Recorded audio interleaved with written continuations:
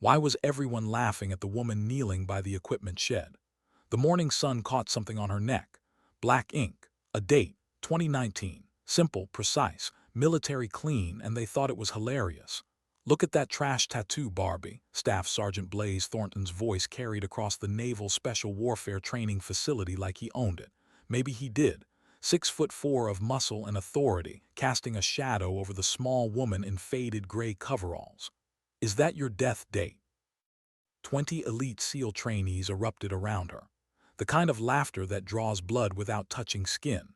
The kind that marks you as prey. Autumn Ace didn't look up. Her hands kept moving, sorting tools, organizing ammunition boxes with a precision that seemed almost obsessive. Each movement economical, controlled, like she was performing surgery instead of maintenance, but nobody noticed that. They only saw what they wanted to see: a janitor, a charity case, someone who didn't belong. Seriously, what kind of loser tattoos their own funeral date? Corporal Stone Tank Garrett had his phone out, recording everything. Social media gold, viral humiliation in the making. "Did you pick the day you're going to quit life, princess?" The circle pressed closer. Combat boots grinding concrete, the sound predators make when they sense weakness. When they smell blood. Autumn's shoulders were steady, her breathing even, but something shifted in her posture, just barely. The kind of adjustment you'd miss if you blinked. Weight distribution changing, defensive stance engaging, muscle memory responding before thought could catch up. Lieutenant Scarlett Westbrook tossed her perfect ponytail and gestured dismissively at the kneeling woman. "This isn't a charity program, honey. Real warriors don't need janitor jobs." More laughter, louder this time, echoing off the walls, feeding on itself. But Autumn remained silent. Her blue eyes focused on the tools, her features calm, unreadable, like a lake before a storm. What none of these highly trained killers realized was that in exactly 18 minutes, when that hood was violently ripped away during a combat demonstration, they would discover something impossible. The death date on her neck wasn't a morbid joke. It was the day Ghost 7 had officially died in Syria, taking the secret of her survival into the shadows. The morning drill began at 600 hours sharp, but Autumn had already been working for an hour. Her tool arrangement displayed precision that bordered on obsessive. Each wrench positioned at exact 45-degree angles, ammunition sorted by caliber and manufacturing date, cleaning supplies organized with mathematical efficiency. To any casual observer, she appeared to be an overly meticulous maintenance worker, the kind who color codes their closet and alphabetizes their spices. But her movements carried something else, a fluid economy, the kind that comes from places where perfect equipment preparation meant the difference between breathing and bleeding out in a Syrian desert. Tanks circled her like a predator stalking wounded prey, his camera capturing every angle, every moment of what he clearly expected to become viral content. "Look at Little Miss Perfect over here," he announced to his growing audience of laughing trainees. "Bet Daddy's money bought her way into this job, too." His commentary carried casual cruelty, the kind that comes easy when you've never faced real consequences. Each phrase designed to establish hierarchy through shared mockery. Autumn's hands never paused, but something in her posture shifted again, shoulders squaring slightly, almost imperceptibly. The adjustment was so subtle that only someone with tactical training would recognize it. A defensive stance. Threat assessment happening faster than conscious thought. Her breathing remained controlled, measured, the kind of respiratory discipline taught in environments where emotional regulation meant survival, where panic got you killed. Blaze stepped closer, using his massive frame to create physical intimidation. "I'm talking to you, charity case." His voice carried authority he'd never been denied. "When I ask you a question, you give me an answer." The threat was implicit but unmistakable. Backed by 240 pounds of military-trained muscle and the confidence of absolute social dominance. "Equipment maintenance requires concentration," Autumn replied quietly, her voice carrying no challenge, no submission, just professional neutrality that somehow managed to be more infuriating than either defiance or fear would have been. She completed the ammunition count with deliberate precision, each movement demonstrating competence that contradicted her apparent vulnerability. Specialist Phoenix Kane watched from the periphery with growing curiosity. His technical background in advanced weapon systems made him notice details others missed. The way Autumn handled equipment suggested familiarity with specifications that weren't part of basic training, knowledge that typically required specialized clearance, extensive practical experience. Her tool selection revealed understanding of maintenance protocols used for precision weapons that weren't standard issue. The kind of knowledge that doesn't come from YouTube tutorials or training manuals. Scarlett's perfectly manicured fingernails drummed against her tablet as she scrolled through personnel files. According to this, our little janitor here applied to the program 3 times before they finally let her in through diversity quotas. The announcement drew appreciative laughter, social validation encouraging further cruelty. 3 rejections, Blaze repeated with obvious satisfaction. That's what happens when real standards meet fake qualifications. He reached down and deliberately knocked over Autumn's carefully organized ammunition, brass cartridges scattering across concrete. Oops, looks like you'll need to start over, Princess. The destruction created a moment of absolute stillness. Autumn's hands stopped moving. Her breathing became even more controlled, and for just an instant something flickered behind her calm blue eyes. Not anger exactly, but recognition of a line being crossed. The expression was gone so quickly that most observers missed it entirely. But Phoenix caught the momentary shift, felt an unexpected chill of professional warning. Without protest or complaint, Autumn began collecting the scattered ammunition, each piece retrieved with the same methodical precision she displayed before the deliberate sabotage. Her silence was more unnerving than anger would have been, creating uncomfortable tension that made even some of Blaze's supporters begin to question the entertainment value of their harassment campaign. Tank's camera captured every detail of the humiliation, but the footage would later reveal something unexpected, something none of them saw in real time. Autumn's ammunition collection followed a pattern that optimized both speed and tactical positioning, keeping her back to solid cover while maintaining visual awareness of potential threats. The movements appeared submissive, but actually demonstrated advanced tactical thinking disguised as routine maintenance work. Commander Knox Steele emerged from the administrative building with the measured pace of someone who owned every square inch of the facility. His weathered face carried the map of deployment spanning 3 decades, eyes that had evaluated thousands of potential warriors and found most wanting. When his gaze swept the assembled personnel, it paused on the harassment scene with mild disapproval, not for the cruelty itself, but for the distraction from scheduled training activities. "What's the nature of this disturbance?" he asked, directing his question to Blaze with the expectation of receiving a simple explanation. His tone suggested that personnel conflicts were administrative annoyances that shouldn't interfere with operational priorities.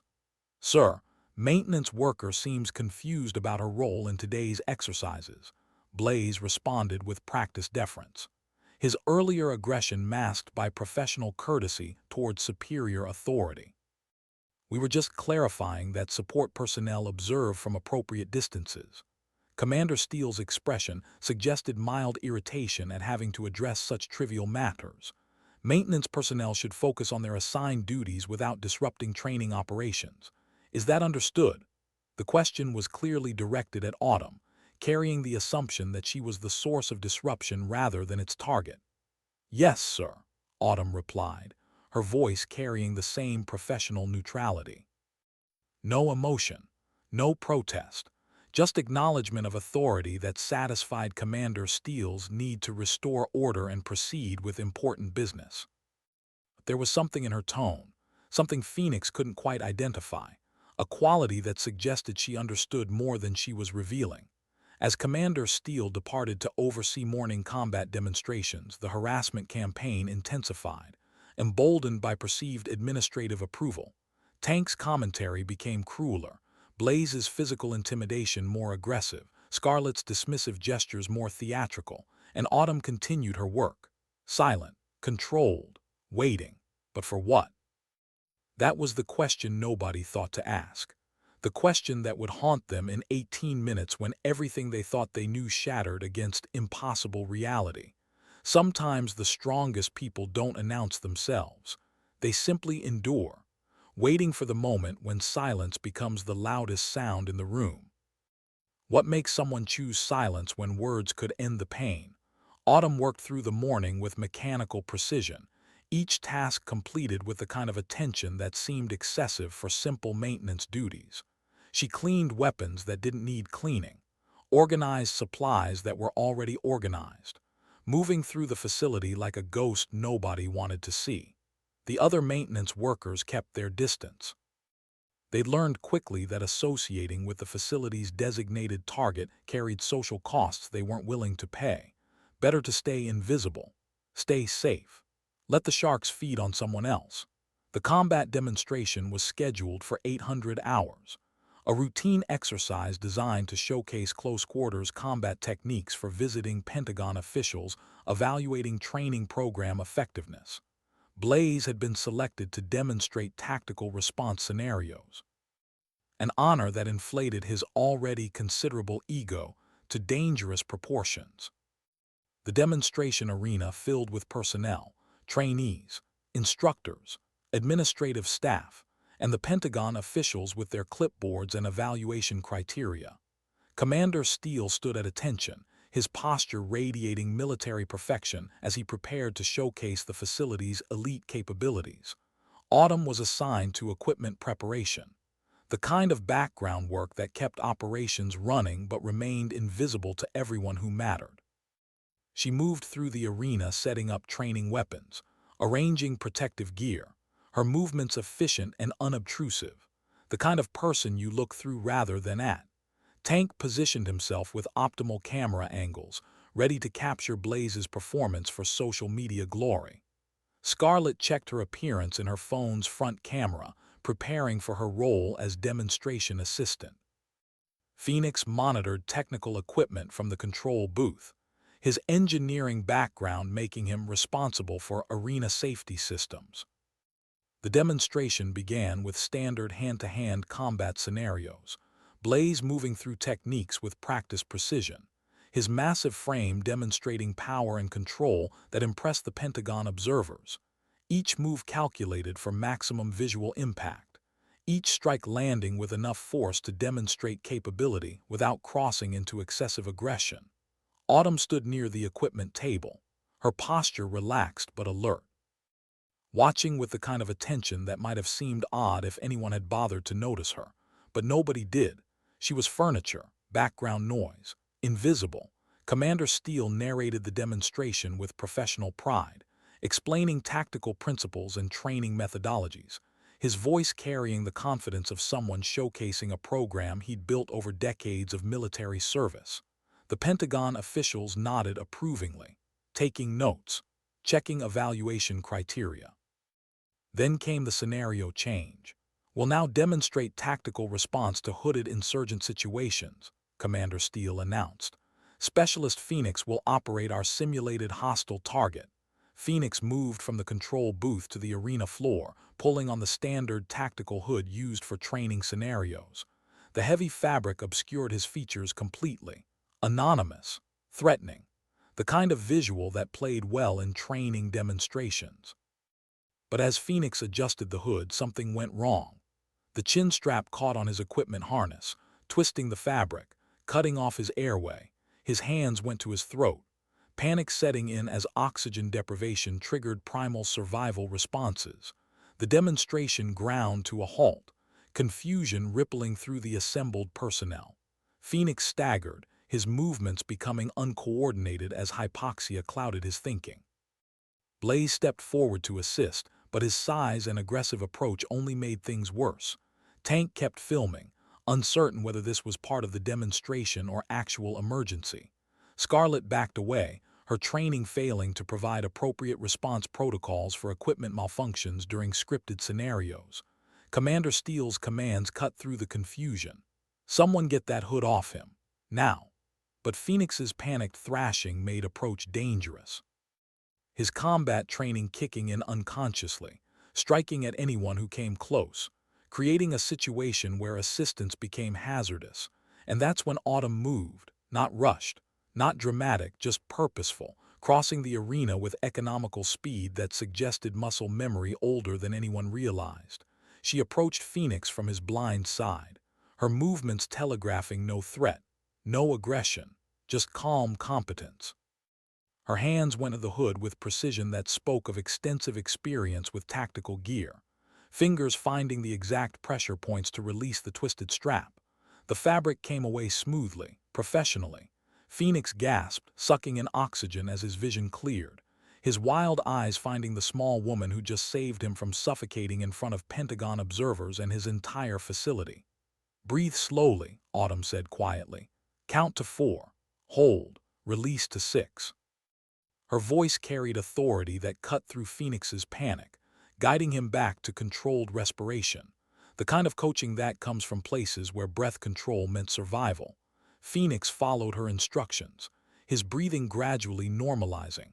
The arena remained silent, everyone processing what had just happened, how the invisible janitor had responded to an emergency that froze everyone else. But Commander Steele wasn't focused on Autumn's competent response. He was focused on the nearly catastrophic equipment failure that had occurred during a Pentagon evaluation. Who prepared this equipment? His voice carried dangerous quiet, the kind that precedes career-ending consequences. Autumn straightened, her posture shifting into something that resembled military attention but carried subtle differences that only someone with specific training would recognize. "I did, sir." No excuses. No explanations, just acknowledgement of responsibility. "This is unacceptable," Commander Steele's face flushed with controlled anger. "Pentagon officials are watching our facility, and you nearly killed one of my specialists with faulty equipment preparation." The accusation hung in the air like smoke from a fired weapon. Blaze stepped forward, sensing opportunity. "Sir, I did notice earlier that maintenance procedures seemed substandard. I tried to provide guidance, but—" "Enough," Commander Steele cut him off. Then his attention returned to Autumn with laser focus. "I want to know exactly how this happened, and I want to know now." Autumn's blue eyes met his without flinching.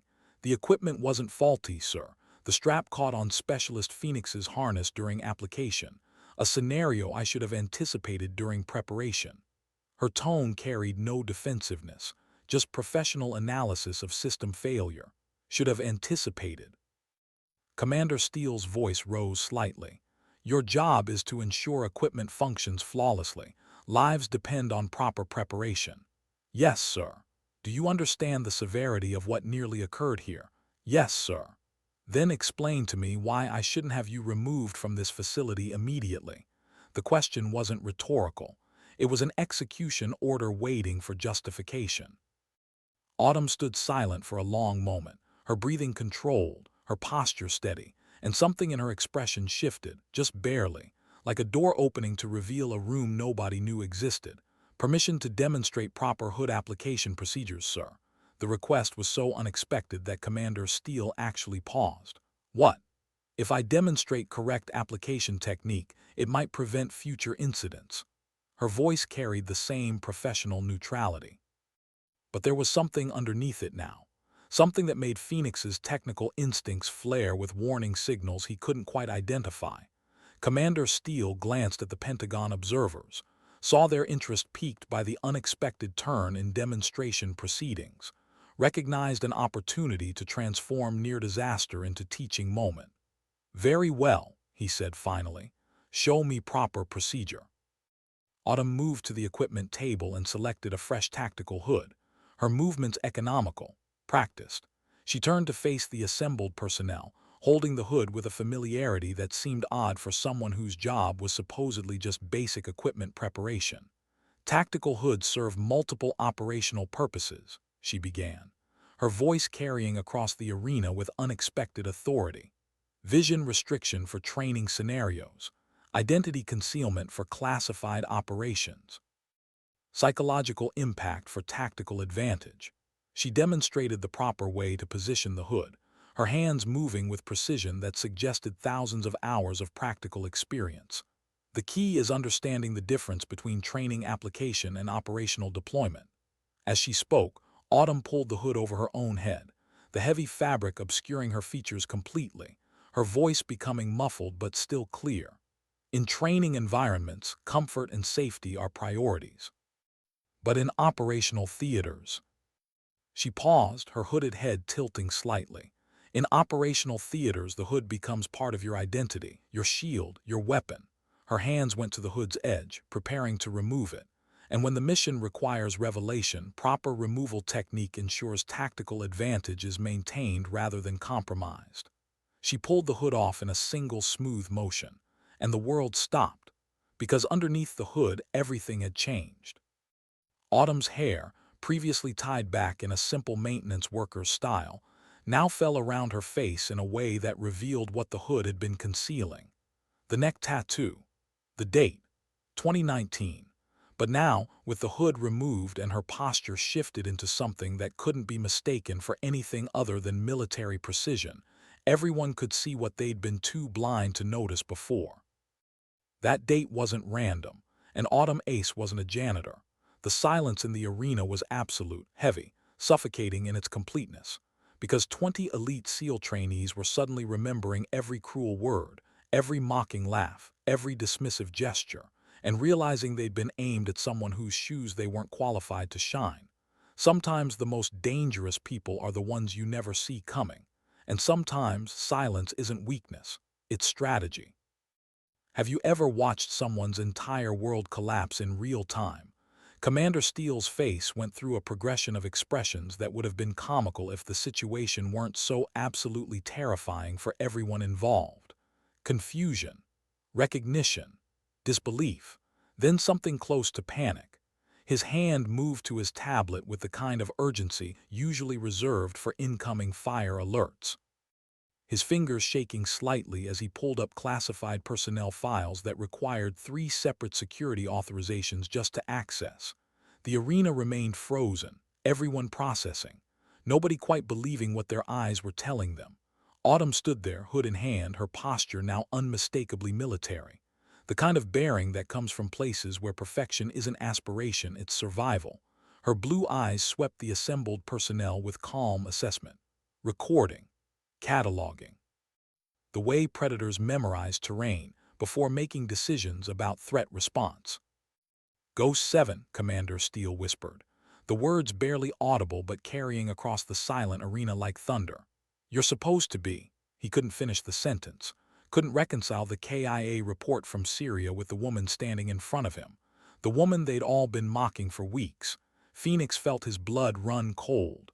Ghost 7 wasn't just a legend. She was the legend, the sniper who'd held a position for 17 days against impossible odds, who'd taken out high-value targets the Pentagon couldn't officially acknowledge existed, who died in 2019 during an operation so classified that even confirming her existence would create international incidents. Except she hadn't died.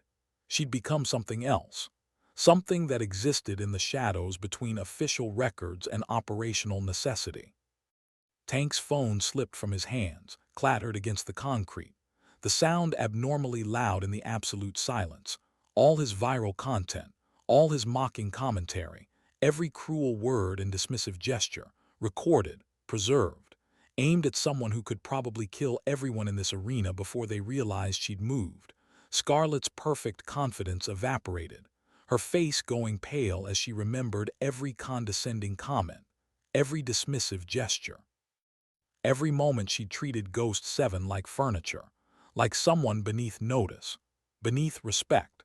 The Pentagon officials leaned forward with sudden, intense interest. This wasn't in their evaluation criteria. This was something else entirely. Something that suggested operational security failures they'd need to report through channels that existed above their classification level. Blaze stood motionless, his massive frame somehow seeming smaller now, every taunt he'd made replaying in his head with new context, new meaning, new implications for his military career and possibly his personal safety. Autumn No Ghost 7, she'd earned the right to her operational name, remained calm, professional, waiting for Commander Steele to complete his mental processing and issue orders that would determine what happened next. "You've been here 3 months," Commander Steele said finally. His voice carefully controlled. "Working maintenance, taking abuse, conducting operational security assessments, sir," Ghost 7 replied, her voice carrying professional courtesy but also something else, authority that transcended rank structure. "My mission parameters required integration at lowest facility access level to evaluate vulnerabilities." The words hung in the air like accusations, because everyone suddenly understood what that meant. She'd been testing them, watching them, evaluating not just security systems but personnel behavior, character, judgment, and they'd failed, spectacularly. "The harassment," Commander Steele began, then stopped, uncertain how to address the situation properly, "was documented as part of assessment protocol," Ghost 7 confirmed. Personnel reactions to perceived vulnerability provide significant data regarding facility culture and operational reliability under stress conditions. Her tone remained neutral, clinical, but there was an edge underneath, a suggestion that documentation meant consequences. Tank felt sick. Every video he'd recorded, every mocking comment, every moment he'd treated her like entertainment, all of it documented, cataloged, probably already uploaded to classified servers, where his behavior would follow him for the rest of his military career. Phoenix's technical mind was racing. All those tools she'd organized with obsessive precision, the way she handled specialized equipment, the maintenance protocols she'd followed that seemed excessive for standard operations. She hadn't been learning. She'd been evaluating, testing facility security through the lens of someone who understood how vulnerabilities got exploited in hostile territory. Scarlett remembered the personnel files she'd pulled up, the rejection letters she'd mocked, all fabricated. Part of cover identity construction. Everything they'd believed about Autumn Ace had been carefully crafted fiction designed to test exactly the response they'd provided.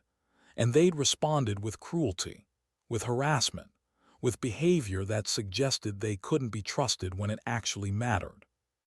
Commander Steele took a deep breath, his military bearing reasserting itself even as his mind scrambled to understand implications. "Ghost 7, your mission parameters should have been communicated through my office. This facility operates under my command authority and, respectfully, sir," Ghost 7 interrupted gently, "my orders came from above facility command level. Operational security required that local command remain unaware of assessment protocols to ensure authentic facility behavior evaluation."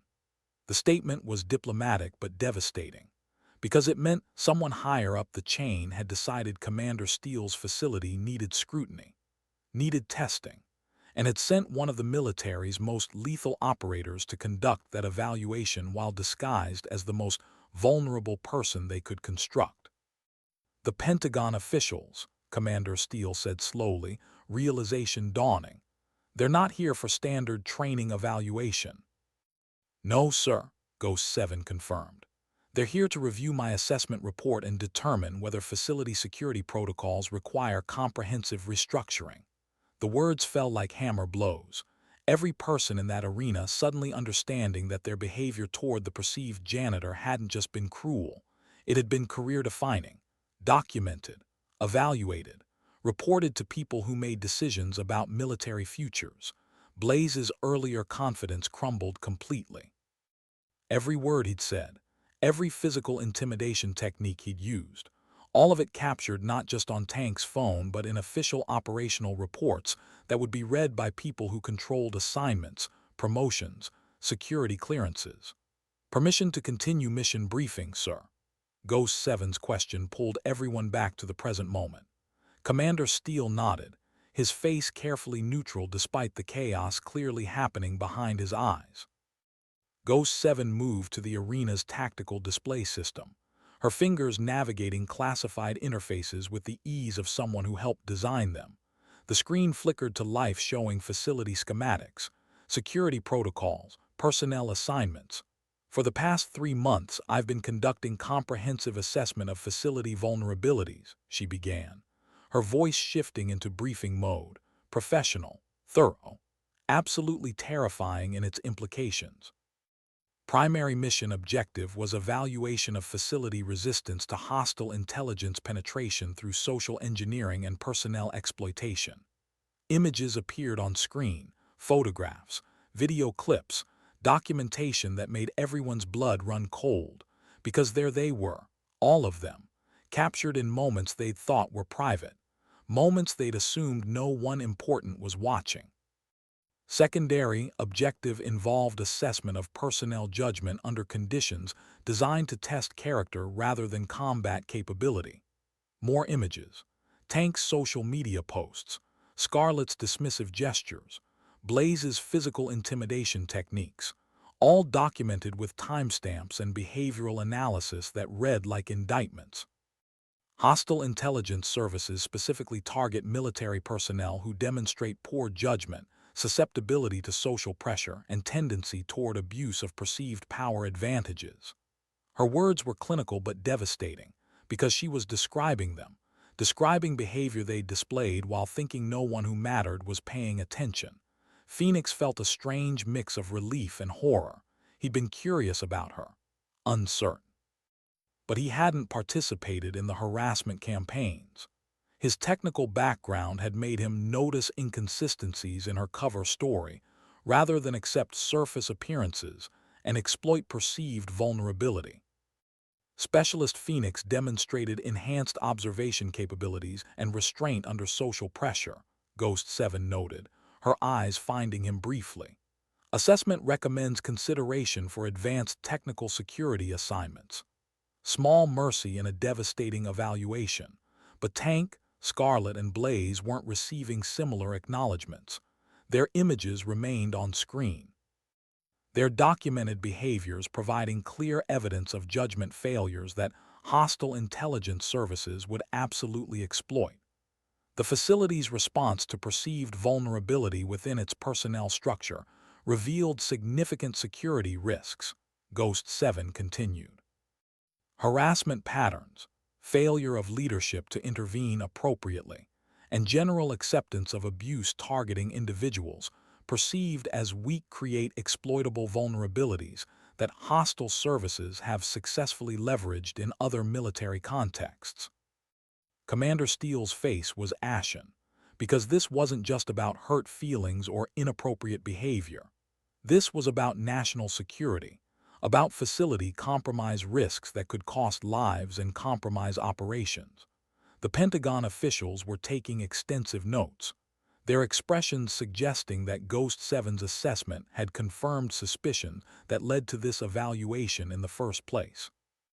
Recommendations include comprehensive security protocol restructuring, enhanced personnel psychological assessment, implementation of counterintelligence training focused on social engineering resistance, and administrative review of command leadership effectiveness. Each recommendation landed like a physical blow, because they meant change, consequences, career impacts that would ripple through everyone present. Ghost 7 finally allowed herself a slight smile, small, professional, but carrying an edge that made everyone profoundly uncomfortable. The good news is that these vulnerabilities were identified through controlled assessment rather than actual hostile exploitation. The facility hasn't been compromised, yet. The implication was clear. They'd gotten lucky. Ghost 7 had been running an operation, not a hostile intelligence service, but the next person who appeared vulnerable might not be so benign. Questions? Ghost 7's invitation was met with absolute silence. Nobody wanted to speak. Nobody wanted to draw additional attention to themselves or their documented failures. Sometimes the hardest lessons come when you realize the person you underestimated was testing you the entire time.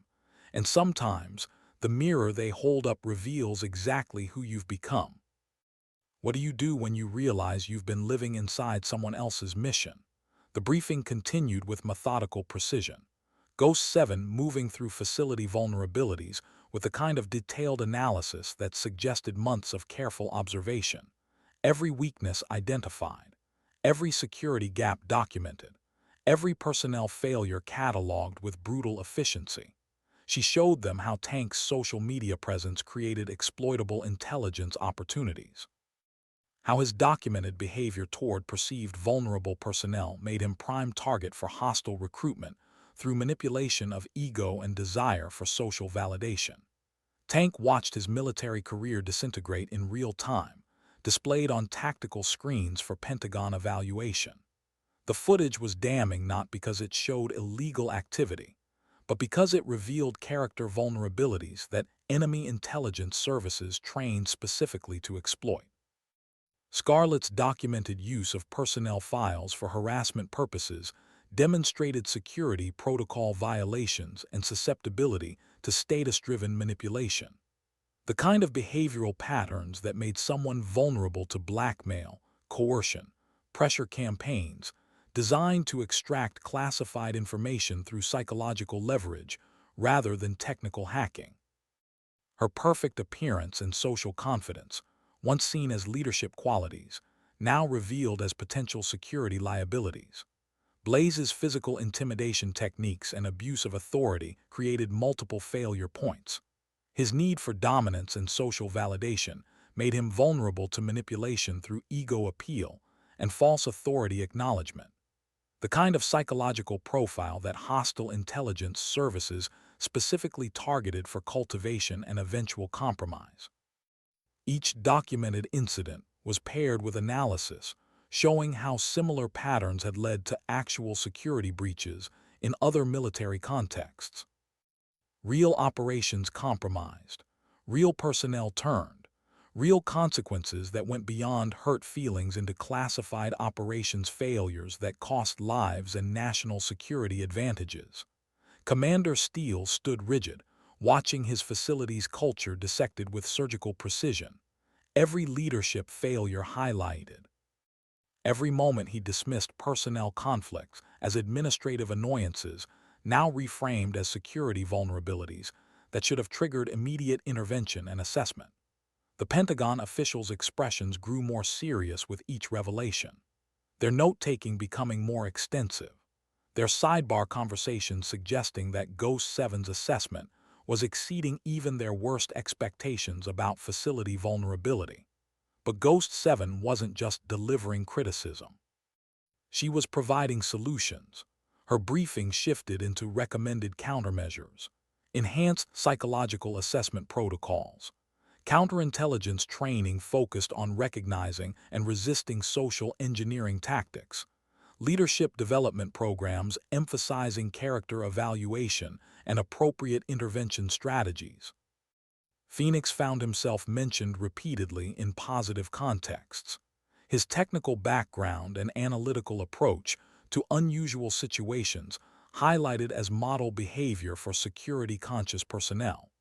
His curiosity about Autumn's inconsistencies, rather than exploitation of her apparent vulnerability, demonstrated judgment that should be cultivated facility-wide. Specialist Phoenix's response to equipment emergency also demonstrated enhanced capability under pressure, Ghost 7 noted. His tactical training combined with technical expertise makes him ideal candidate for advanced security systems development and personnel protection protocols. It was a commendation that would shape Phoenix's entire career trajectory. Recognition from Ghost 7 carried weight that transcended normal evaluation processes. But even as she praised him, Ghost 7's message was clear. Phoenix had done the minimum expected of professional military personnel. His behavior shouldn't be exceptional. It should be standard. The fact that it stood out so dramatically revealed exactly how far facility culture had drifted from acceptable standards. The harassment campaign targeting my cover identity revealed systematic failures at multiple organizational levels, Ghost 7 continued. Individual personnel behavior, peer group dynamics, leadership oversight, and institutional culture all contributed to an environment where abuse was normalized and vulnerability exploited rather than protected. She pulled up final analysis summary, statistical breakdown of documented incidents, behavioral pattern analysis, comparative assessment against other facilities that had undergone similar evaluation. The data was devastating. This facility ranked in the bottom percentile for personnel judgment and ethical behavior under conditions designed to test character rather than combat capability. Commander Steele's career was effectively over. He'd presided over cultural degradation that created national security vulnerabilities. The Pentagon officials would recommend his replacement. His retirement would be encouraged. His final evaluations would carry documentation of leadership failures that prevented him from any security-cleared employment after military service. Blaze, Tank, and Scarlet faced similar trajectories. Their documented behavior would follow them through every assignment review, every security clearance evaluation, every promotion consideration. They'd become examples used in training programs, case studies of how not to behave, warnings to future military personnel about the consequences of poor judgment. Ghost 7 let the silence stretch. Let the weight of consequences settle on everyone present. Let them understand exactly how completely their assumptions had failed them.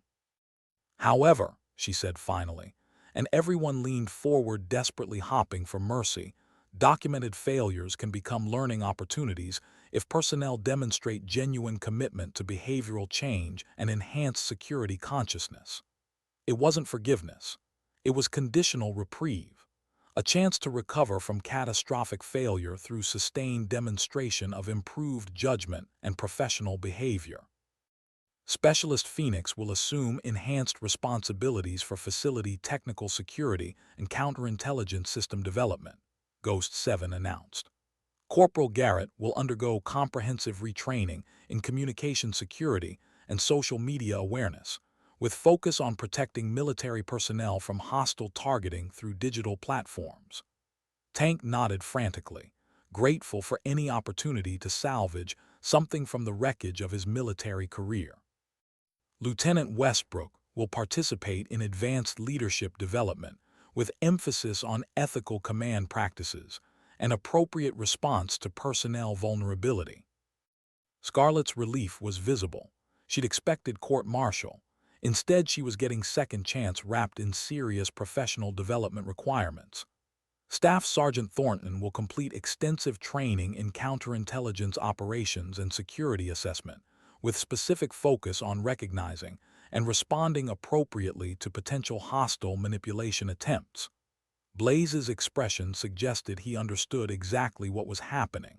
He was being repurposed, transformed from security liability into security asset through forced confrontation with his own vulnerabilities and extensive retraining, focused on recognizing those same patterns in others. These assignments are not rewards, Ghost 7 clarified, her tone hardening slightly. They're opportunities to demonstrate whether you're capable of professional growth or whether your documented failures represent permanent character limitations that preclude continued security-cleared military service. The threat was clear. Screw up again, and there would be no third chances. The Pentagon officials nodded approval. Ghost 7's recommendations balanced accountability with operational practicality. Court-martialing everyone involved would create personnel shortage and negative publicity, but conditional retention with enhanced oversight allowed for redemption while maintaining security standards. Commander Steele, Ghost 7 turned to the facility commander. Your leadership failures created an environment that enabled systematic abuse and security vulnerabilities. However, your decades of otherwise exemplary service suggest that with enhanced oversight and cultural restructuring, facility operations can be restored to acceptable standards under your continuing command. It was simultaneously a lifeline and a leash.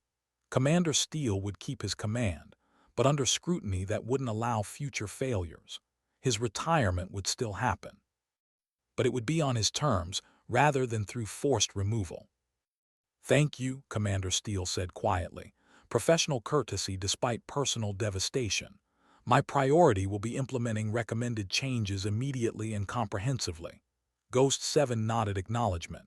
Then her expression shifted slightly, softening from clinical assessment mode into something more human, more real. "For what it's worth," she said, her voice losing some of its briefing formality, "I understand how easy it is to make assumptions based on appearances. I constructed my cover identity specifically to exploit those assumptions, to test whether you could see past surface indicators to actual capability and character. She paused, letting them process. You failed that test, but failure is only permanent if you refuse to learn from it. Autumn Ace, the janitor they'd mocked, was offering them wisdom earned through operations they'd never fully understand, experience that transcended their training and challenged their assumptions about strength, capability, and worth. In operational theaters, I've worked with personnel from every background imaginable, Ghost 7 continued. The best warriors aren't always the biggest or strongest or most physically impressive. They're the ones who maintain discipline when everything's falling apart, who protect others even when it costs them personally, who recognize that real strength often appears in unexpected forms. Her eyes swept the assembled personnel. That maintenance worker you mocked might be running a mission. That quiet specialist might be the person who saves your life when everything goes wrong. That person you assume is weak might be the strongest person in the room. The lesson was clear. Stop making assumptions. Start recognizing actual capability. Understand that appearances can be deceiving and that judgment based on surface indicators rather than demonstrated character is both professionally inadequate and personally dangerous. My mission here is complete, Ghost 7 announced. Assessment delivered. Recommendations provided. Implementation oversight will transfer to Pentagon Evaluation Team for ongoing monitoring and compliance verification. She collected her materials with the same economical precision she displayed during her 3 months as Autumn Ace. No wasted movement, no unnecessary flourish, just professional competence that now carried completely different implications. One final observation, she said, turning back to face everyone. Every person in this arena is capable of exceptional performance under the right circumstances. The question is whether you're capable of exceptional judgment in circumstances designed to test character rather than capability. Let that sink in. Let them understand that combat skills meant nothing if judgment failed during normal operations. Dismissed, Commander Steele said finally, his voice carrying the weight of someone who'd aged years in the past hour. The arena emptied slowly, everyone processing, nobody quite sure what came next. Phoenix lingered, his technical curiosity overriding social awkwardness. Ghost 7, may I ask a question? She nodded, her expression neutral but not unwelcoming. The tattoo. The date, was that part of your cover or 2019 was the year I officially died, she replied quietly. The year Ghost 7 became operational legend rather than active personnel. The year I stopped existing in normal military records and became something else. Why display it? Phoenix asked. Why make it visible? Ghost 7 smiled slightly. Because people see what they expect to see. They assumed it was morbid personal choice rather than operational memorial. They constructed entire narratives about who I must be based on that assumption, and those narratives prevented them from seeing who I actually was. It was a master class in cover identity construction, using truth as camouflage because people's assumptions would prevent them from recognizing what they were actually seeing. Thank you, Phoenix said. For the recommendation, for seeing. You did the work, Ghost 7 interrupted gently. I just documented it. Your technical skills and judgment were already there. I simply provided assessment that reflects your actual capability rather than assumptions others might make about your potential. She gathered her remaining materials and headed toward the exit, then paused. One more thing, Specialist Phoenix. Yes, the next person who appears vulnerable in this facility, the next maintenance worker or administrative assistant or anyone else people assume isn't important, protect them, not because they might be running a mission, but because they're people who deserve respect regardless of their role or appearance. With that, Ghost 7 departed, leaving Phoenix standing in the empty arena understanding that the real test hadn't been about identifying cover identities. It had been about recognizing basic human dignity and responding with appropriate character regardless of perceived social hierarchy. Sometimes strength hides in plain sight, and sometimes the hardest challenge isn't combat. It's choosing kindness when cruelty would be easier. How do you rebuild after everything you believed gets shattered? The days following Ghost 7's revelation transformed the facility in ways both immediate and profound. The Pentagon evaluation team moved in with clinical efficiency, conducting interviews and assessments that left no corner of facility culture unexamined. Every documented incident was investigated, every personnel interaction scrutinized, every leadership decision evaluated against standards that had apparently been forgotten somewhere along the way. Commander Steele aged visibly under the pressure, his weathered face developing new lines that spoke of sleepless nights and professional reckoning. He approached his command duties with the intensity of someone desperately trying to prove that one catastrophic failure didn't define decades of otherwise exemplary service. The man who dismissed personnel conflicts as administrative annoyances now personally reviewed every harassment complaint, every interpersonal conflict, every situation where facility culture might be creating environments that enabled abuse or exploitation. Blaze reported for his counterintelligence training with the kind of humility that comes from having your entire self-concept dismantled in front of Pentagon observers. The massive SEAL who'd used his physical presence to intimidate now walked facility grounds with careful awareness of how his size and authority affected others. His training focused specifically on recognizing manipulation tactics that exploited ego and authority needs. Learning to identify when hostile intelligence services might target him through appeals to his desire for dominance and social validation.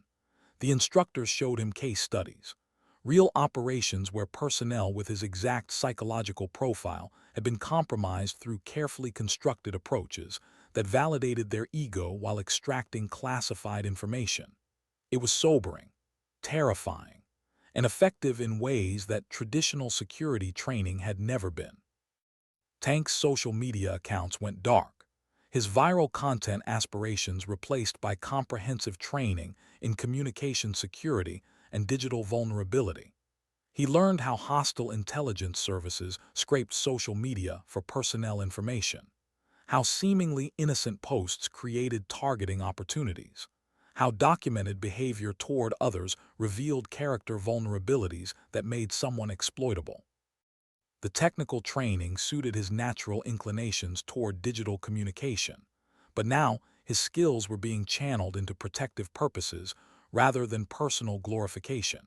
He monitored facility personnel for dangerous social media exposure, identified potential hostile targeting attempts, protected others from the kind of digital vulnerability his own behavior had demonstrated.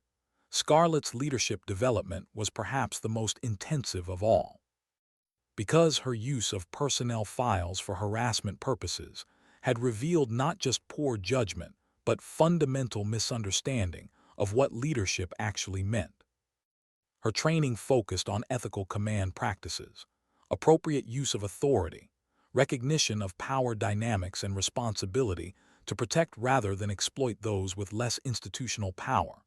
She attended sessions with combat veterans who'd led personnel through impossible situations, learned that real leadership had nothing to do with appearance or social status and everything to do with character and judgment under pressure. The transformation wasn't immediate.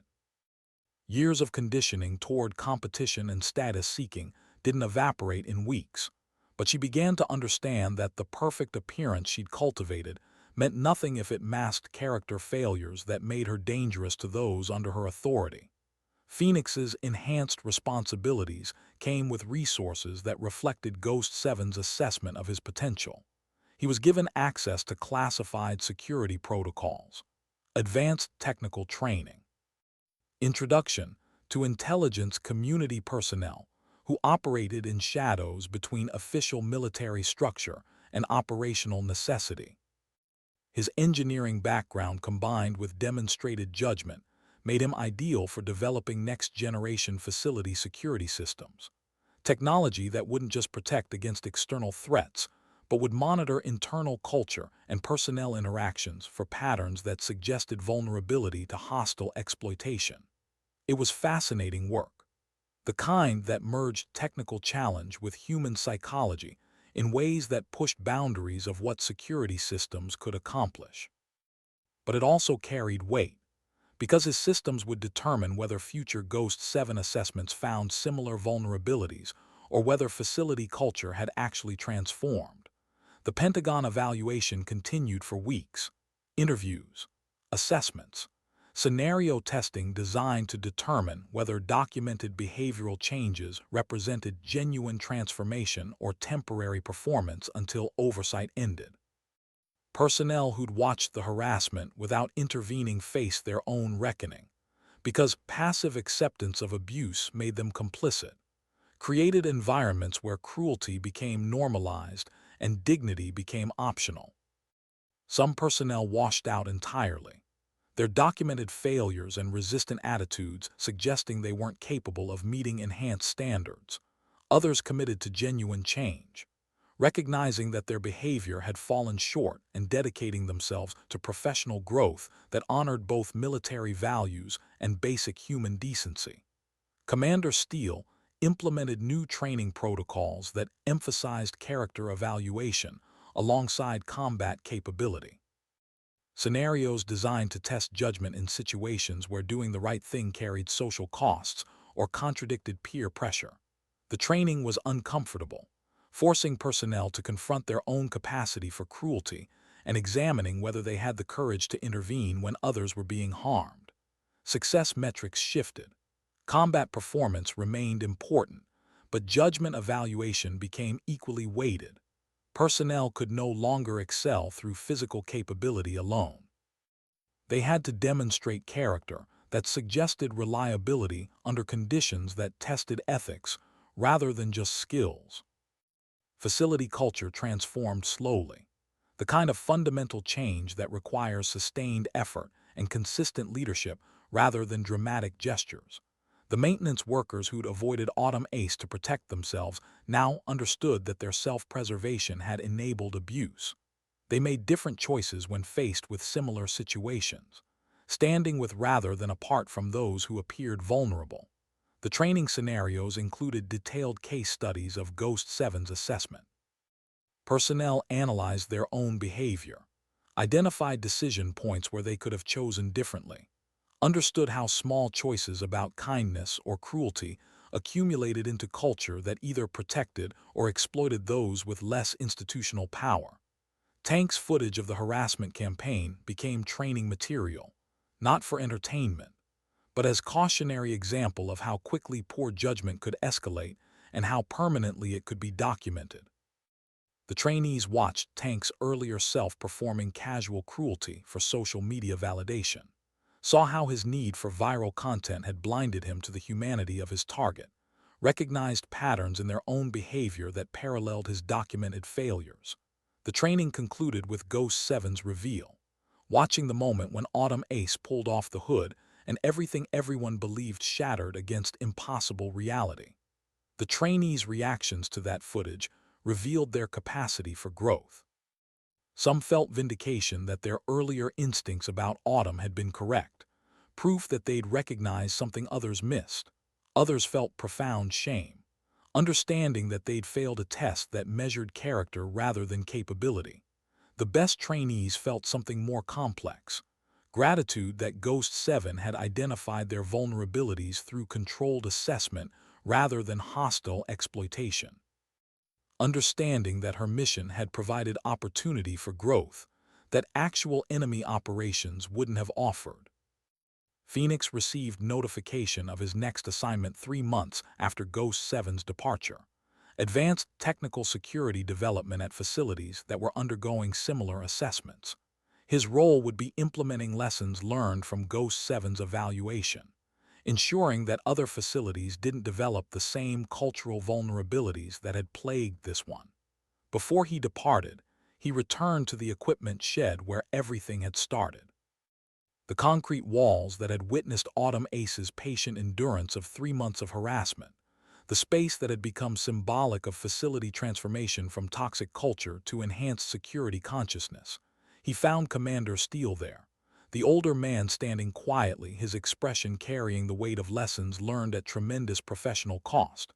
"She was here the entire time," Commander Steele said quietly. Right in front of us.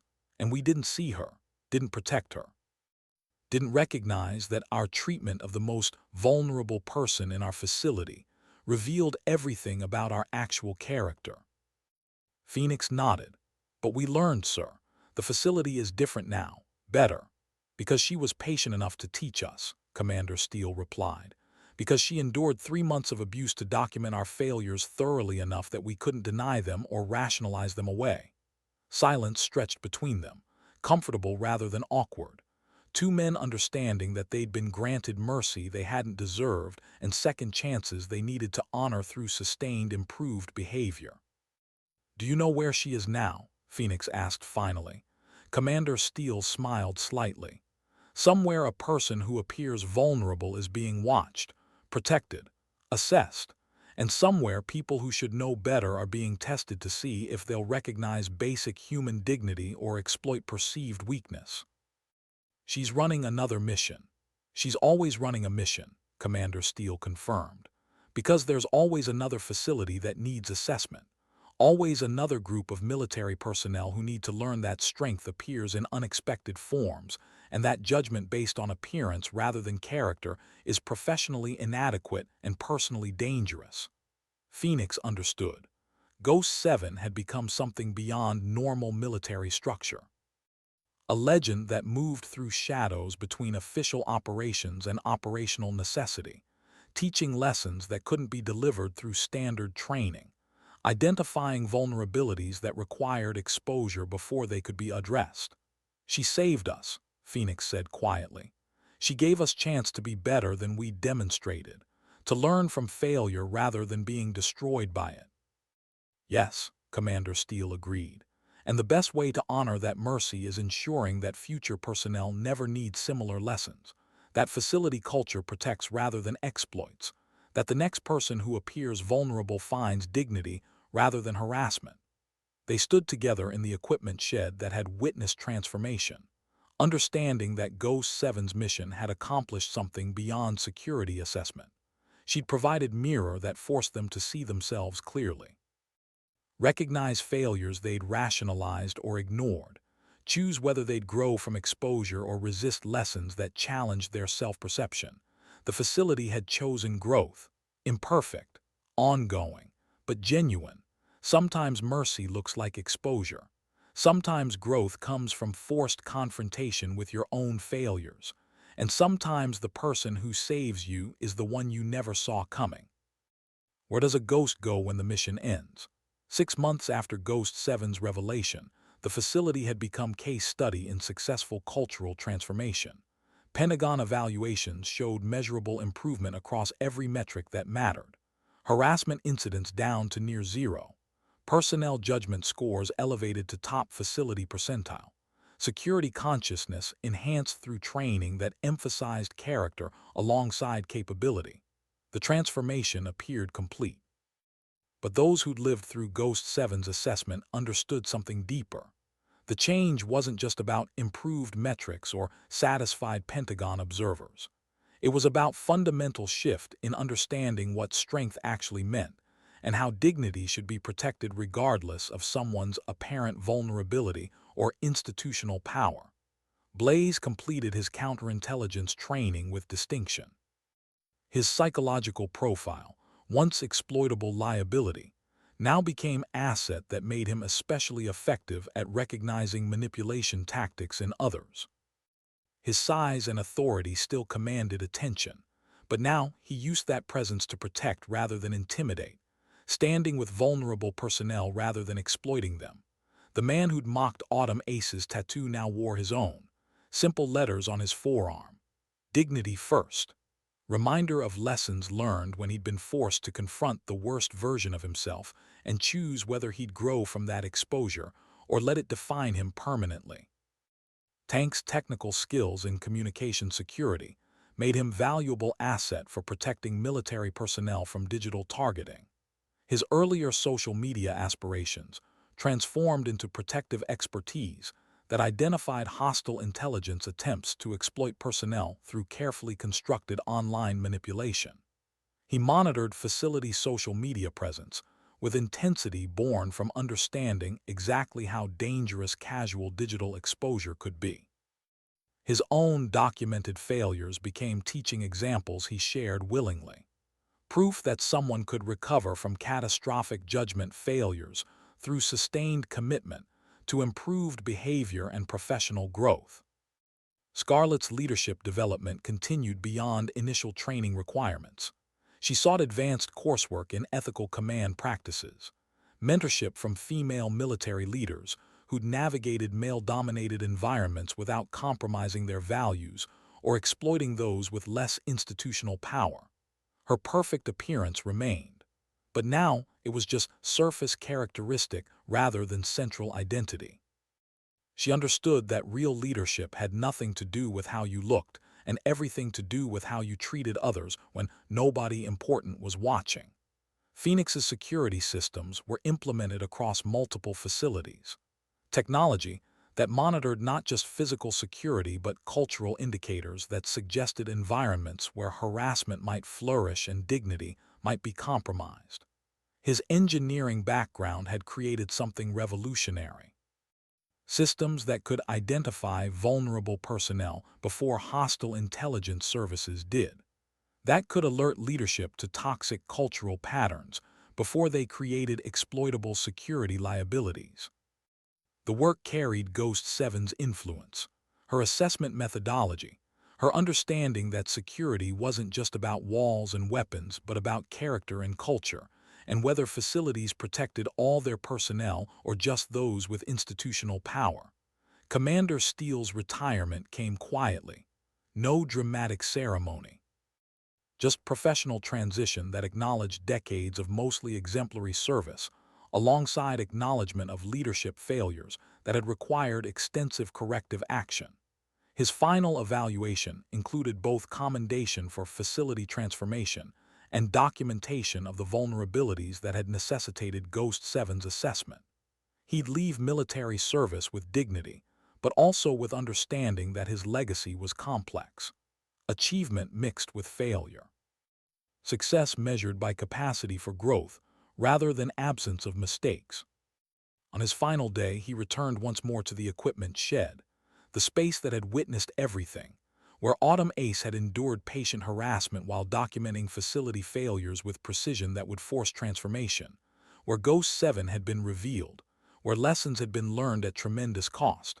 He found something there. Small item left on the perfectly organized tool bench. A challenge coin, but not standard military issue. This one was different. Black metal. Simple design. On one side, a ghost image. On the other, single word.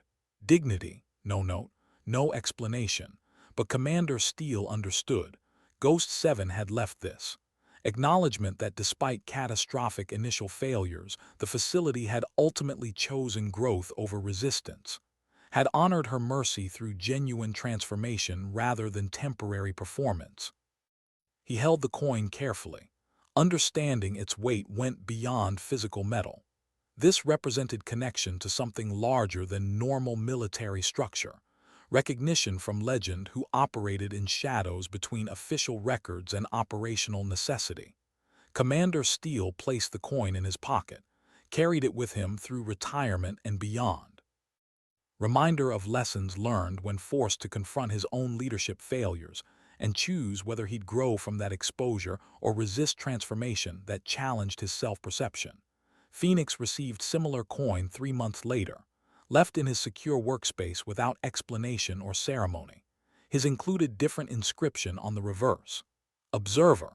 Recognition that his curiosity and judgment had set him apart during Ghost 7's assessment. That his technical skills combined with character had been noticed by someone who moved through shadows and remembered those who demonstrated capability worth nurturing. Tank found his coin in his security monitoring station. Inscription reading Protect. Message that his technical abilities should be channeled toward protecting others from digital vulnerability. That his earlier failures could be redeemed through sustained commitment to safeguarding personnel from hostile exploitation. Scarlett's coin appeared in her office following her completion of advanced leadership training. Simple word on the reverse. Lead, not command. not authority, but genuine leadership that protected and elevated others rather than exploiting them for personal advancement. Blaze's coin was delivered differently. He found it during physical training session, taped to punching bag he used religiously, inscription reading strength, but the positioning was deliberate, attached to equipment used for solo training rather than social performance. Message that real strength was internal, personal, about character rather than physical dominance or social validation. None of them knew if Ghost 7 had personally delivered these coins or if she had a network of people who operated similarly in shadows, but the coins connected them, created informal brotherhood of those who'd been assessed, found wanting, given mercy, and chosen transformation. They wore them differently: Phoenix on chain around his neck, Tank in his pocket, Scarlet on bracelet, Blaze on wrist, symbols they carried into subsequent assignments. Reminders of lessons learned when Ghost had moved among them and taught them that strength appears in unexpected forms. Years later, personnel from that facility would encounter each other at various assignments. The coins became recognition signal, proof of shared experience that transcended standard military credentials. They'd been tested in ways that measured character rather than just capability, had failed that test spectacularly, but had been granted mercy that allowed growth rather than destruction. And they'd honored that mercy through sustained commitment to improved judgment and protective behavior toward vulnerable personnel. The facility itself became destination for leadership training. Personnel visited specifically to understand cultural transformation that had occurred following Ghost 7's assessment. They toured equipment shed that had witnessed harassment and revelation, studied documented incidents and transformation protocols, learned that security wasn't just about external threats, but about internal culture and whether facilities protected all their personnel or just those with institutional power. Ghost 7's legend grew, stories multiplied, some true, some exaggerated, some entirely fabricated, but all carrying same essential message. Underestimating people based on appearance was professionally inadequate and personally dangerous. Real strength often appeared in unexpected forms, and dignity deserved protection regardless of someone's role or institutional power. Somewhere in another facility, a maintenance worker organized tools with obsessive precision, moving through background tasks that nobody important noticed, wearing faded coveralls and carrying herself with quiet competence that contradicted apparent vulnerability. Personnel might notice tattoo on her neck, simple date marking something they couldn't quite understand. They might make assumptions, construct narratives about who she must be based on surface appearances. They might treat her with casual cruelty or dismissive indifference, or they might remember lessons learned when Ghost moved among warriors and taught them that appearances deceive, that strength hides in plain sight, that the person they assume is weak might be strongest in the room. The choice was always theirs: to see clearly or remain blind, to protect dignity or exploit vulnerability, to recognize that security depended not just on walls and weapons but on character and culture, and whether they chose kindness when cruelty would be easier. Ghost 7 moved through shadows, teaching lessons that couldn't be delivered through standard training, identifying vulnerabilities before hostile intelligence services could exploit them, protecting military personnel through missions that officially didn't exist but remained essential for freedom and security. Her date tattoo reminded her of the day she died officially, the day she'd become legend rather than personnel, the day she'd stopped existing in normal records and become something else, something that moved between worlds, teaching, protecting, serving. And in quiet moments when missions allowed reflection, she remembered those who'd learned, who'd chosen growth over resistance, who'd honored mercy through sustained transformation. The coins she'd left behind connected them across distance and time, brotherhood of those who'd failed and grown, who understood that strength wasn't about dominance or physical capability but about character demonstrated when nobody important was watching. The facility continued its work, training warriors, protecting freedom, maintaining security through enhanced consciousness about dignity and culture and character. The equipment shed stood empty most times, but its walls held memories, lessons learned at tremendous cost, understanding that true strength appears in unexpected forms, and that real security begins with recognizing the humanity of every person regardless of their apparent vulnerability or institutional power. Sometimes dignity doesn't speak. It simply acts, moving through shadows, protecting others, serving purposes greater than personal recognition or social status, teaching lessons that transform facilities and personnel, reminding warriors that real strength begins with character and that security depends on whether they choose kindness when cruelty would be easier. Ghost 7 had completed another mission, but her work continued because there were always more facilities needing assessment, always more personnel needing lessons about dignity and assumption, always more opportunities to choose whether they'd see clearly or remain blind to strength hiding in plain sight.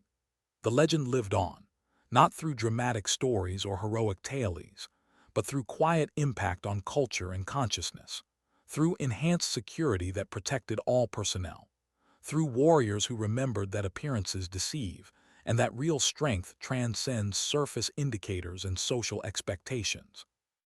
Her next assignment was already waiting. Another facility, another cover identity, another opportunity to test whether military personnel would recognize dignity or exploit vulnerability, whether they'd learn before hostile intelligence services taught harsher lessons, whether they deserved the mercy she offered through controlled assessment rather than actual compromise. The work was endless, essential, officially non-existent but absolutely vital for protecting freedom and security through means that transcended conventional military structure. Ghost 7 moved through shadows where legends were born, and missions accomplished through dedication that honored duty above recognition, serving American interests through classified operations that would continue as long as freedom required defenders whose strength exceeded surface assumptions and whose courage honored service above all else. The date on her neck marked death and rebirth, end of normal existence and beginning of something else, something that moved through worlds teaching lessons about dignity and assumption and the dangerous gap between what people appeared to be and who they actually were. She died in 2019, but Ghost 7 lived on, in shadows, in memories, in transformed facilities and grateful personnel, in coins carried by those who'd learned, in lessons that protected future warriors from mistakes others had made. Living proof that sometimes the strongest people don't announce themselves. They simply serve, protecting others through sacrifice that often remains hidden but never forgotten by those whose lives are touched by authentic courage and operational excellence. The ghost had returned to shadows, but her impact remained, permanent, essential, transforming not just facilities but fundamental understanding of what strength meant and how dignity should be protected regardless of appearance or assumption. Sometimes legends walk among us unseen, and sometimes the most important missions are the ones nobody knows about, accomplished by ghosts who serve in shadows, protecting warriors, teaching lessons, honoring duty above recognition while defending values that make freedom possible. The work continues, the missions multiply, the legend grows, and somewhere a ghost moves through another facility, another mission, another opportunity to test whether people can see past appearances to recognize actual strength and whether they'll protect dignity or exploit vulnerability. The choice is always theirs, and the consequences are always real.